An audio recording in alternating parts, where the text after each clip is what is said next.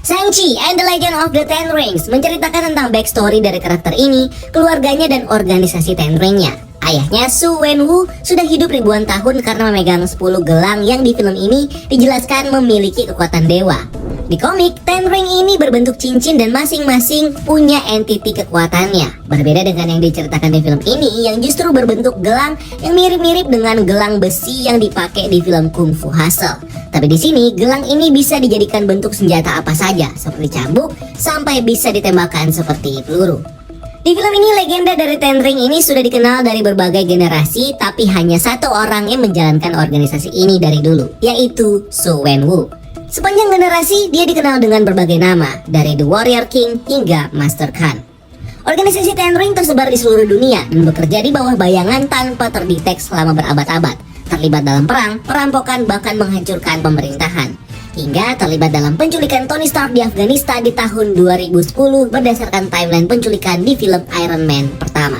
Tapi tujuan Wenwu hanya satu, dia haus akan kekuatan. Di tahun 1996, Wenwu lalu mengetahui tentang tempat magis, sebuah desa bernama Talo yang berada di dimensi lain yang berisi hewan magis dan sihir kuno, di mana menurut research Wenwu, penghuninya belajar ilmu bela diri dari para dewa. Saat pergi ke sana, dia lalu masuk ke hutan bambu yang memiliki labirin bergerak dan mengalami kecelakaan yang menewaskan anak buahnya. Dia lalu bertemu dan bertarung dengan wanita bernama Yingli yang adalah penjaga pintu dan penghuni dari desa Talo. Mereka lalu bertarung dengan Yingli yang memiliki teknik bela diri Tai Chi dengan sedikit sentuhan airbender kayak Avatar. Dengan kemampuan itu, Yingli bisa mengalahkan Wenwu, bahkan sempat bisa mengambil alih 10 gelang miliknya yang membuat gelang ini berubah warna menjadi kuning.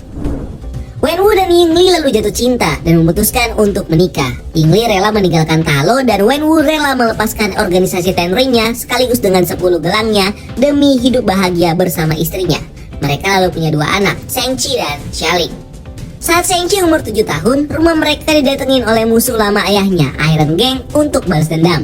Ibu Shang-Chi lalu bertarung dan membunuh semua geng itu, namun tetap mati terbunuh oleh mereka. Setelah kematian istrinya Yingli, Wenwu lalu membentuk kembali organisasi Ten Ring untuk balas dendam atas kematian istrinya, dan juga memulai pelatihan bela diri yang cukup keras untuk Shang-Chi. Di sini Shang-Chi dilatih keras oleh anak buah ayahnya, Death Dealer, sedangkan adik Shang-Chi lalu belajar bela diri sendiri dengan melihat teknik dari latihan kakaknya. Tujuan Wenwu menjadikan Shang-Chi mesin pembunuh yang akan mendampinginya di organisasi Ten Ring. Shang-Chi kecil lalu terlibat dalam proses balas dendam ayahnya melawan dan mencari pemimpin Iron Gang. Hingga usia 15 tahun, ketika ayahnya menemukan orang yang bertanggung jawab atas kematian ibunya, pemimpin dari Iron Gang, Wenwu lalu memberikan misi pertama kepada Shang-Chi untuk membunuh orang itu dan membalaskan dendam kematian ibunya. Shang-Chi lalu mengikuti keinginan ayahnya dan membunuh dalang dari kematian ibunya. Tapi itu justru membuat mata Shang-Chi terbuka dan sadar kalau dia tidak sama seperti ayahnya. Dia sadar kalau ayahnya sengaja membentuk dia menjadi mesin pembunuh. Dia justru memiliki hati dari ibunya yang damai, yang sering disebut ibunya kalau Shang-Chi memiliki the heart of the dragon. Shang-Chi lalu kabur setelah misinya itu dan memulai hidup baru di Amerika. Di sana dia bertemu dengan Katie dan bersahabat dengannya, bahkan bekerja bersama menjadi tukang parkir valet di hotel di California. 10 tahun pelariannya, Shang-Chi lalu mendapat kiriman kartu dari Macau yang dia kira dari adiknya karena gambar naga yang mirip dengan mainan origami naga yang sering dibuat ibunya waktu mereka kecil. Ternyata itu dikirim ayahnya untuk memancing Shang-Chi pergi ke Macau. Ayah Shang-Chi juga mengirim anak buahnya ke tempat Shang-Chi untuk mengambil kalung liontin miliknya yang diberikan ibunya. Dia akhirnya pergi ke Macau karena merasa kalau adiknya dalam bahaya, di mana ayahnya juga mengincar kalung liontin milik adiknya. Di Macau, Shang-Chi bertemu dengan adiknya, Xia Ling, yang mengelola fighting club ilegal yang menjadi tempat para petarung dunia berkumpul. Markas Xia Ling ini juga diserang oleh anak buah ayahnya. Shang-Chi dan Xia Ling lalu bertemu ayahnya di sini dan dibawa pulang ke rumah mereka. Ternyata tujuan ayahnya mencari anak-anaknya ini adalah karena ayahnya mendengar bisikan dari ibunya yang meminta untuk diselamatkan. Saat Wenwu mempelajari kembali tentang desa Talo, desa asal ibunya. Nah, menurut Wenwu, jiwa ibunya sekarang sedang dikurung di dalam gua yang ditutup dengan sebuah pintu besar di desa itu. Wenwu berencana untuk masuk ke Talo secara paksa. Dia menemukan celah untuk menembus desa itu dengan menggunakan kalung liontin anak-anaknya yang ternyata adalah kunci untuk membuka petunjuk peta menuju Talo dan jalur khusus melewati labirin bergerak di hutan bambu yang hanya terbuka 1 tahun sekali. Misi Wenwu untuk membebaskan jiwa ibunya yang ditahan di sana dan membangkitkannya kembali. Tidak suka dengan rencana ayahnya yang ternyata juga berniat menghancurkan desa ibunya kalau penduduk desa melawan. Shang-Chi dan Xia Ling lalu melawan ayahnya dan lalu mereka bertiga ditahan di dalam penjara. Di penjara mereka bertemu dengan Trevor Slattery, aktor yang ditunjuk Aldrich Killian untuk berperan sebagai Mandarin di film Iron Man 3 untuk menebar teror dan menyerang Tony Stark, yang ternyata ditahan ayahnya karena mengambil nama dan organisasinya. Quick callback, ini adalah sambungan dari film Marvel one shot berjudul All Hail the King yang nunjukin si Trevor Slattery yang disamper sama Agent Ten Ring di penjara yang menyamar sebagai orang dari media yang bernama Jackson Norris yang ingin mewawancarai Trevor. Orang ini lalu membawa Trevor ke markas Wenwu dan ditahan di penjara ini. Trevor ternyata bisa berinteraksi dengan salah satu hewan magis tanpa muka yang dijuluki Chicken Pig. Ini adalah hewan magis dari Talo dan diberi nama oleh Trevor dengan panggilan Morris. Nah, Morris ternyata tahu cara untuk pergi ke Talo tanpa harus menunggu jalur labirin yang terbuka 1 tahun sekali. Mereka lalu kabur dari penjara ayahnya dan langsung menuju ke hutan bambu untuk menembus masuk ke desa Talo. Mereka melewati portal yang menembus dimensi luar dan tiba di desa ini. Di desa Talo mereka lalu disambut oleh tante mereka bernama Yingnan, saudari kandung dari ibunya. Shang-Chi, Katie dan adiknya lalu di sini diajarkan tentang desa Talo oleh tantenya ini, di mana kekuatan dari warga desa ini baik ilmu bela diri dan senjatanya datang dari seekor naga yang dipanggil dengan nama The Great Protector.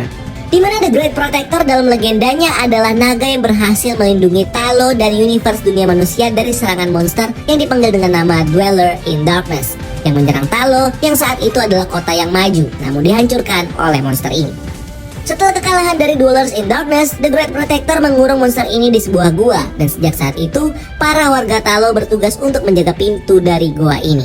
Banyak orang yang datang dan mencoba menyerang Talo untuk membuka pintu goa itu karena mereka mendengar suara bisikan yang menjanjikan keinginan terdalam mereka, dan Wenwu adalah salah satu korbannya yang mendengar suara dari istrinya. Dweller in Darkness sepertinya sengaja mengincar Wenwu karena yakin dengan kekuatan 10 gelang yang dimilikinya mampu untuk membuka Dark Gate ini. Penduduk Talo lalu bersiap untuk serangan dari Wenwu dan tentara Ten Rings-nya. Wenwu lalu datang dan perang pun terjadi. Wenwu terlibat pertarungan langsung dengan Shang-Chi yang mencoba menyadarkan ayahnya, tapi gagal. Ayahnya lalu berhasil mengalahkan Shang-Chi dan lalu terlempar dan tenggelam di danau Talo.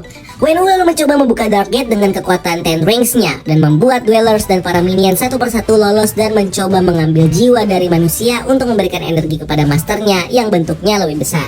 Shang-Chi di dalam danau lalu bertemu dengan naga The Great Protector yang lalu membantu melawan tentara monster Dweller. Shang-Chi lalu kembali melawan ayahnya dan ternyata berhasil mengambil alih gelang-gelang ayahnya, namun menolak menggunakannya untuk menyerang ayahnya ini dan mencoba lagi menyadarkan ayahnya. Monster besar Dweller lalu berhasil menerobos Dark Gate yang kemudian menyadarkan Wenwu kalau dia melakukan kesalahan besar. Namun sayangnya, Wenwu lalu mati karena jiwanya disedot oleh monster Dweller besar ini. Namun sebelum mati, Wenwu memberikan 10 gelangnya berpindah ke tangan Shang-Chi. Shang-Chi kemudian menggunakan 10 gelang ayahnya dan bertarung bersama The Great Protector dan juga adiknya untuk mengurung kembali monster Dweller. Berkat panah dari Katie dan juga Shang-Chi yang menggunakan 10 gelangnya menyerang dari dalam tubuh Dwellers, akhirnya bisa mengalahkan Dwellers dan juga menghancurkan monster ini dan membawa kemenangan bagi warga Talo. Film ini berakhir dengan Shang-Chi dan Katie yang kembali ke Amerika dan sedang nongkrong sama temannya. Hingga Wong tiba-tiba muncul dengan portalnya mencari Shang-Chi dan mengajak Shang-Chi dan Katie untuk masuk ke kamar Touch melalui portal itu. Dan disinilah film ini berakhir. Nah, film ini punya 2 post credit scene, satu mid credit scene dan juga satu post credit scene di paling belakang. Mid credit scene dari film ini merupakan tepat lanjutan dari ending filmnya, di mana Wong yang mengajak Shang-Chi dan Katie ke kamar Touch lalu menganalisa 10 gelang milik Shang-Chi, ngezoom dan juga melihat energi apa yang ada di gelang-gelang ini. Wong cukup heran dengan 10 gelang ini yang tidak match dengan artefak yang dipelajari para sorcerer dan tidak ditemukan di catatan mereka.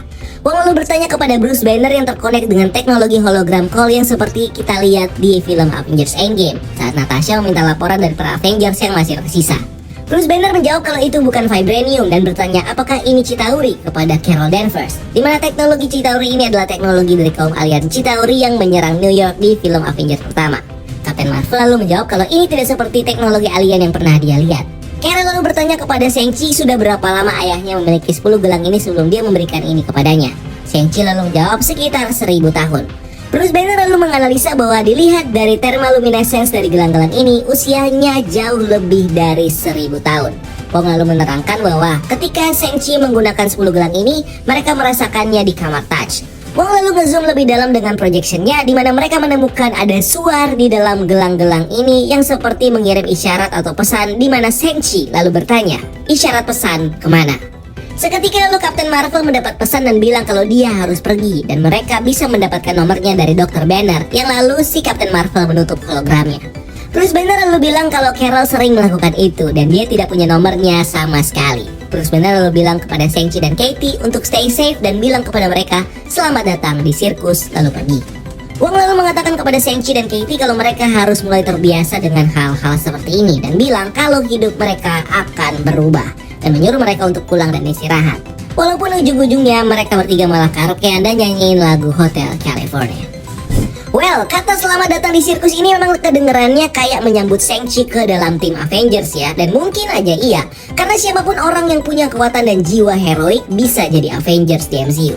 Jadi meskipun terkesan udah join Avengers, kita masih belum bisa confirm itu sebelum nantinya Shang-Chi bakal muncul di film teaming up dengan karakter major lainnya, bahkan bermain di film dengan judul Avengers.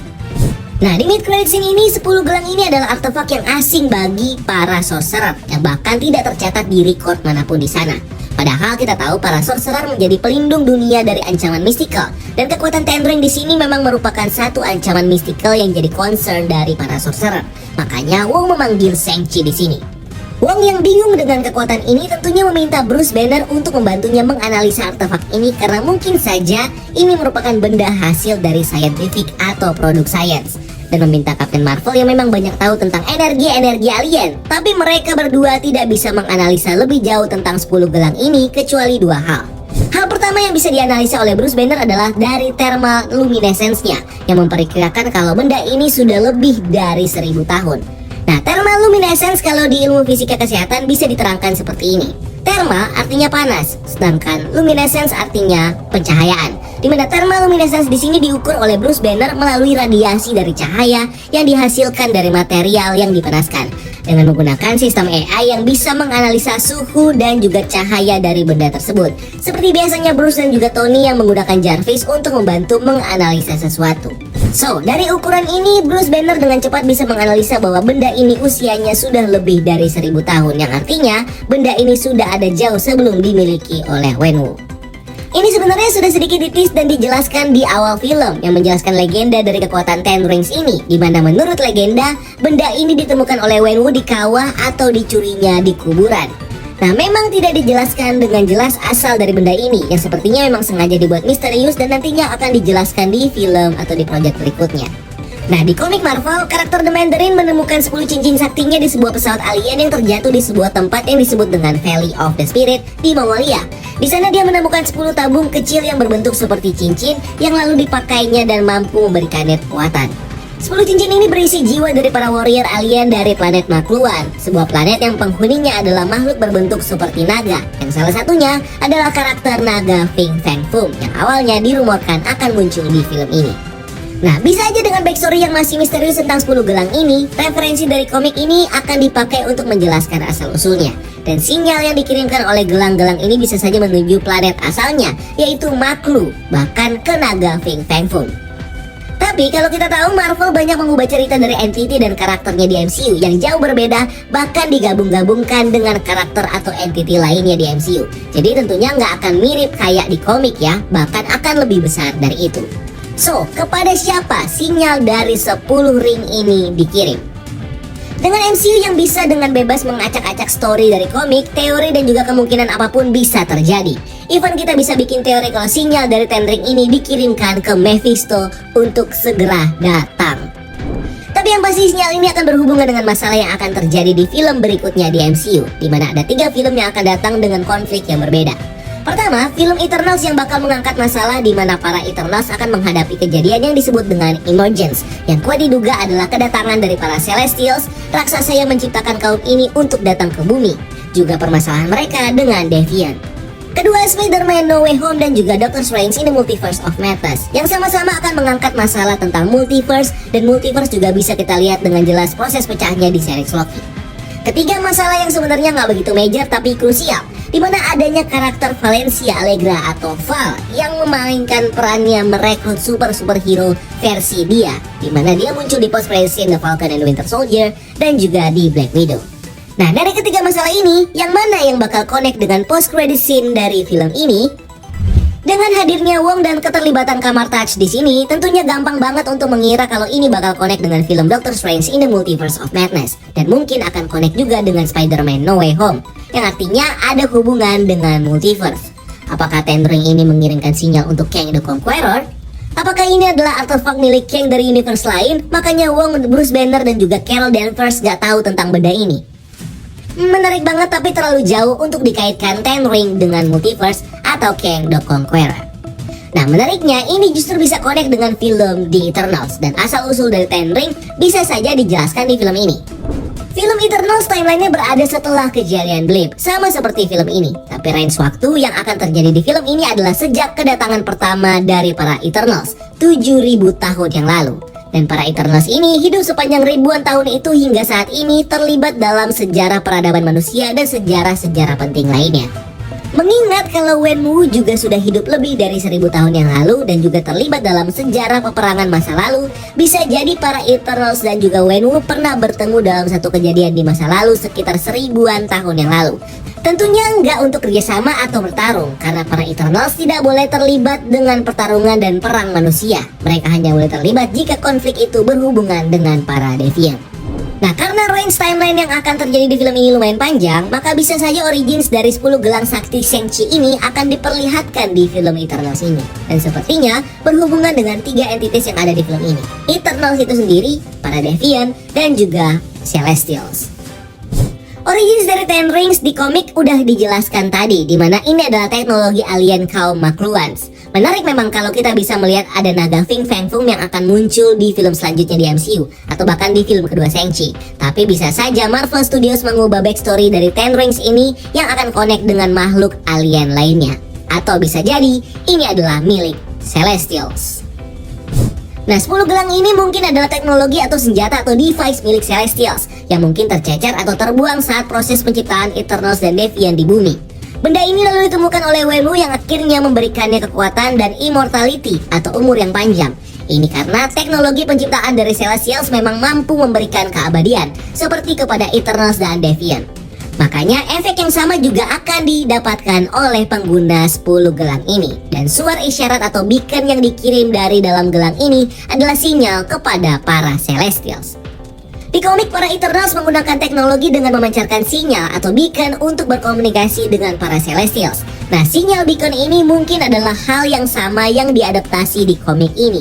Dan sinyal ini jelas untuk para Celestials. Makanya ini akan nyambung banget dengan konflik yang akan terjadi di film Eternals yang akan menghadapi kejadian Emergence. Yang mungkin saja salah satu pemicunya adalah sinyal ini. Tapi kenapa sinyal ini baru nyala dan dirasakan di Kamar Touch waktu dipakai sama Shang-Chi? Kenapa nggak nyala waktu dipakai selama ribuan tahun sama Wenwu? Well, untuk pertanyaan dan teori ini emang agak sulit ya buat dijawab. Nah, kalau kalian punya teori atau jawaban dari pertanyaan tadi, mungkin kalian bisa tulis di kolom komentar di bawah. Tapi justru ini bakal gue bahas menyambung ke teori yang kedua, yaitu ini adalah teknologi senjata dari para Deviant. Di komik diceritakan kalau setelah penciptaan Eternals dan Deviant, mereka saling bertarung, di mana Deviant banyak menciptakan senjata-senjata canggih dengan tujuan untuk menaklukkan umat manusia. Senjata-senjata ini lalu dihancurkan oleh para Celestial saat kedatangan kedua kali mereka, atau yang disebut dengan The Second Host. Nah, 10 senjata ini mungkin saja adalah senjata canggih yang diciptakan oleh Deviant dengan tujuan jahat. Namun saat senjata-senjata Deviant ini dihancurkan, 10 gelang ini mungkin tercecer atau disembunyikan sehingga tidak ikut dihancurkan. Saat Wenwu menggunakan 10 rings ini, hatinya haus akan kekuasaan. Dia lalu menggunakan 10 rings ini untuk membentuk tentaranya sendiri dan berperang demi kekuasaan dan juga aksi kejahatannya. Itulah kenapa saat Wenwu menggunakan 10 gelang ini, tidak ada suara sinyal yang terpancar dari 10 cincin ini. Karena senjatanya digunakan sesuai dengan peruntukannya saat diciptakan oleh Deviant. Perubahan warna dari 10 rings ini juga menjadi petunjuk, di mana saat Wenwu memakai gelang ini, warna energinya biru. Sedangkan saat Shang-Chi bahkan ibunya waktu take over gelang ini, terjadi perubahan warna menjadi warna kuning. Sebenarnya perubahan warna ini simpelnya untuk membedakan pemegangnya aja, tapi untuk ukuran Marvel, warna pasti ada artinya. Menurut Chinese Color Theory, biru merepresentasikan immortality atau keabadian, umur panjang dan kemajuan. Sedangkan kuning dianggap sebagai sentral atau pusat dan juga power atau kekuatan. Yang tentunya bisa juga artinya seimbang atau balance, dan keseimbangan juga lekat dengan konsepnya yin and yang. Nah, pertanyaannya, kenapa gelang ini justru baru mengirim sinyal ketika dipegang sama Shang-Chi? Kenapa tidak sejak dipegang sama Wenwu selama berabad-abad? Artinya seperti terjadi kesalahan fungsi di gelang ini waktu dipegang sama Shang-Chi, yang nyambung sama teori gue kalau Ten Rings ini diciptakan sama Deviant. Walaupun Shang-Chi bisa pakai senjata ini, tapi fungsinya yang digunakan untuk tujuan yang baik yang justru bikin senjata ini ngirim sinyal. Karena apa? Karena tidak sesuai dengan tujuan penciptaannya untuk hal yang jahat. Kecuali sinyalnya dikirimkan gelang ini justru kepada karakter yang baik atau protagonis, dan tujuan jahat penggunaan senjata ini justru menutup sinyal ini. Makanya baru aktif ketika Shang-Chi yang megang, karena hati Shang-Chi yang tergolong baik. Nah, ini yang ngarahin gue ke satu teori lagi tentang Ten Rings ini, dan sebenarnya ini adalah teori yang paling gue suka, dimana gelang Ten Rings ini mengirim sinyal ke pencipta gelangnya saat gelang ini dipakai sama orang baik sesuai dengan peruntukan penciptaan dari gelang ini, yaitu untuk tujuan yang baik yang mengarah ke satu karakter dan satu device yang mirip dengan gelang Ten Rings ini. Gelang Ten Rings ini mungkin adalah versi gabungan dari 10 cincin Ten Rings dengan satu senjata lagi dari komik Marvel, yang adalah Quantum Bands. Quantum Bands adalah sebuah device berbentuk gelang yang bisa digunakan untuk memanipulasi energi. Alat ini diciptakan oleh makhluk kosmik bernama Ion, yang menunjuk orang-orang untuk menjadi protector of the universe atau pelindung universe. Ya tau lah ya, itu bahasa Inggris versi Indonesia doang. Ion mempersenjatai Protector of the Universe dengan alat ini untuk menjadi lebih kuat menjalankan tugasnya. Di komik juga tidak begitu jelas dari mana alat ini sebenarnya berasal. Ada yang bilang Ion membuatnya sendiri atau mengambilnya dari suatu tempat atau suatu sumber. Pemegang pertama dari gelang ini adalah karakter bernama Glakandar dan penyandang title Protector of the Universe pertama miliaran tahun yang lalu. Ion biasanya mengontrol orang yang memegang Quantum Bands ini, tapi terkadang di beberapa kesempatan justru menyebabkan alat ini jatuh ke tangan yang salah dan bisa digunakan untuk makhluk yang tidak layak untuk menggunakan alat ini. Setelah dipakai, alat ini menyatu dengan sistem syaraf penggunaannya yang memungkinkan penggunanya mengontrolnya dengan mental. Alat ini juga memanipulasi energi dan mengekstraknya dari Quantum Zone, mampu mengontrol spektrum elektromagnetik dan juga mampu menyedot life force atau daya hidup dari orang lain untuk menghasilkan kekuatan yang tinggi. Quantum Bands dan gelang Ten Ring di sini ditemukan ada persamaan. Dari bentuknya sebagai gelang, mampu memberikan kekuatan kepada penggunanya, bisa connect melalui syaraf dan bisa dikontrol dengan mental, dan punya kekuatan elektromagnetik. So, Marvel bisa saja menggabungkan cincin Ten Ring dengan Quantum Bands menjadi satu device baru, gelang Ten Ring yang kita lihat di film ini, dengan fiturnya yang juga digabungkan.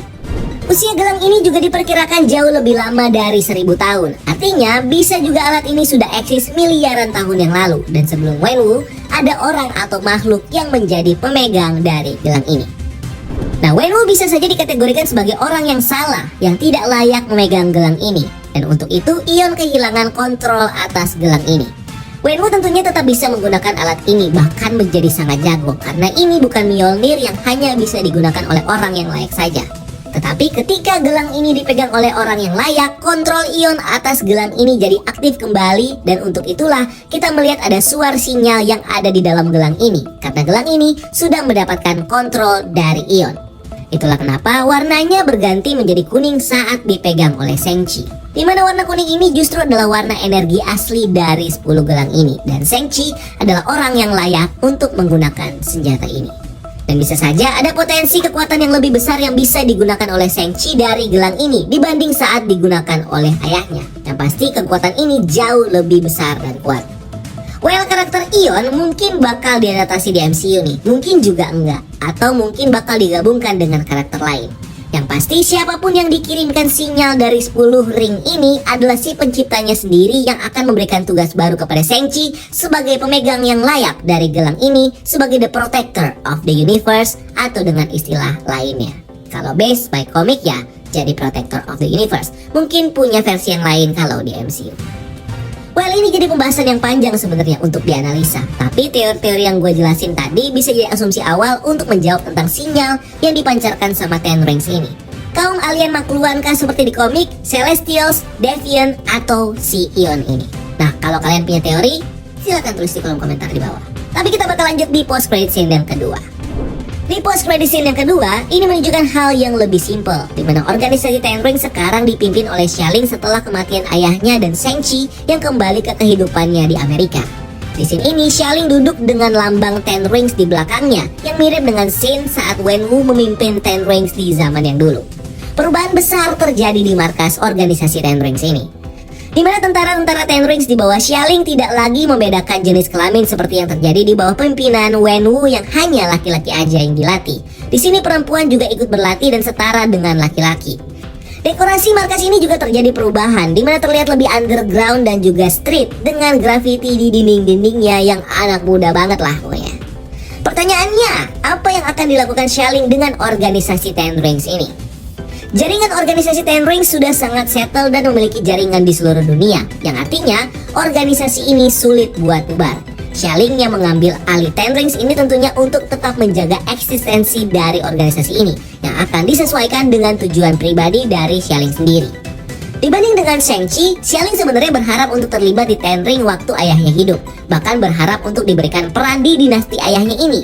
Ada dialog yang dikatakan Xialing di film yang bilang jika ayahnya nggak izinin dia masuk ke dinastinya, dia akan bikin dinastinya sendiri. Berbeda dengan Shang-Chi yang nggak tertarik sama sekali dengan dinasti ayahnya yang brutal dan jahat, Xialing justru lebih menerima dan bahkan berharap untuk terlibat. Tujuan Xialing memang belum begitu jelas, tapi yang pasti masih akan ada hubungan dengan fighting club yang dia dirikan di Macau, yang sepertinya bakal diekspand menjadi lebih besar dengan memanfaatkan organisasi Ten Ring ini. Terlihat di adegan post credit scene ini, anak buahnya seperti sedang melihat profil dan foto dari orang-orang yang sepertinya adalah fighter-fighter yang akan bertarung di kompetisi pertarungannya itu. Tapi tentunya gak cuma ngurusin soal fighting aja. Organisasi Ten Ring yang sudah kuat di dunia tentunya nggak bakal diubah sama Xialing, masih akan tetap menjalankan jaringan mafia, terorisme, hal-hal ilegal dan kejahatan lainnya. Bahkan bisa jadi Ten Ring pimpinan Xialing ini menjadi bos atau klien dari Valentina Allegra de Fontaine atau Val yang muncul di post credit scene The Falcon and the Winter Soldier dan Black Widow yang sengaja merekrut John Walker dan Yelena Belova. Bahkan juga akan terlibat dengan Sharon Carter dan organisasi Power Broker untuk urusan persenjataan. Di film Iron Man pertama, kelompok Ten Ring di Afghanistan mengatakan kalau mereka adalah pelanggan setia dari perdagangan senjatanya Stark Industries dan bahkan menculik Tony Stark untuk sekedar membuatkan mereka misil Jericho buatan Stark Industries. Jadi urusan persenjataan juga masih akan jadi urusan bagi organisasi Ten Rings ini. Dan dengan Stark Industries yang tidak lagi menjual senjata dan Sharon Carter yang sekarang punya akses dengan teknologi persenjataan Amerika, Sharon Carter tentunya bakal terlibat dengan Xialing dan organisasi Ten Ring-nya dalam hal teknologi persenjataan. Dan akan nyambung tentunya dengan series Armor Wars, di mana series Armor Wars ini bakal menceritakan Rudy yang bakal membereskan permasalahan senjata ciptaan Stark Industries yang jatuh ke tangan yang salah, di mana salah satunya ada di tangan organisasi Ten Rings ini yang kita tahu menggunakan senjata Stark Industries untuk kejahatan dan juga terorismenya. Kedepan Ten Rings akan mewarnai dunia kriminal Marvel Cinematic Universe yang pelan-pelan udah mulai dibentuk dari kota Madripoor di series Falcon, karakter Val yang merekrut villain, dan Sharon Carter yang punya Power Broker. Bahkan mungkin juga organisasi Ten Ring akan muncul sebagai mafia yang dihadapi di series Hawkeye nanti oleh Kate Bishop dan juga Clint Barton. Sebenarnya masih banyak yang perlu dibahas di film ini nantinya, yang bakal gue bahas di video berikutnya ya. Seperti kenapa Bruce Banner kembali ke bentuk manusianya, padahal dia udah berhasil menggabungkan kekuatan Hulk dan kepintaran Bruce Banner dalam satu bentuk. Terus kenapa Abomination bisa temenan sama Wong. Hal-hal yang lebih detail tentang desa Talo dan juga semua easter eggs yang ada di film ini. So bakal gue bahas di video-video berikutnya, so stay tune di Breakdown Channel Universe. Dan jangan lupa untuk subscribe channel ini untuk konten-konten menarik lainnya, dan juga follow akun sosial media lainnya untuk hal-hal yang tidak kalah seru. Dan kalau kalian punya bantahan, punya teori sendiri, atau punya teori yang kalian dapetin dari mana, silahkan tulis di kolom komentar di bawah dan jadikan ini bahan diskusi ya. Karena tidak semua teori yang gue bahas di sini akan terjadi, karena ini juga namanya teori ya. Fan teori bisa salah, bisa juga benar. So sampai ketemu guys di video selanjutnya. Gue Rian, keep exploring the multiverse.